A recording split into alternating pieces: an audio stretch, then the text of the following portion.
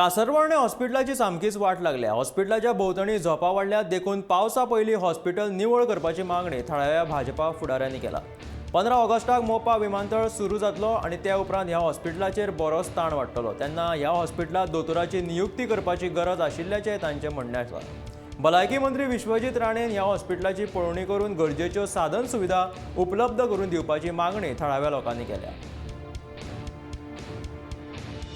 सडेकर, मी कासारवडणे गावचा BJP शक्ती केंद्र प्रमुख आहे। मी इथं कासारवडणे हॉस्पिटल आहे, त्या हॉस्पिटल परिसरामध्ये तिथंच माझं घर आहे। त्यामुळे मी हॉस्पिटल परिसरामध्ये सतत फिरत असतो। तिथं जी अडगळ झालेली आहे ती बघितल्यानंतर वाईट वाटतं।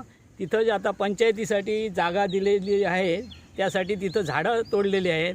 ती झाडं तोडून सगळं कसं तरी अवास्तव तिकडे टाकलेलं आहे। त्यामुळे आता पावसाळ्यापूर्वी ती जे काढावी तिथून आणि तो परिसर जो आहे तो स्वच्छ करावा असं मला वाटतं।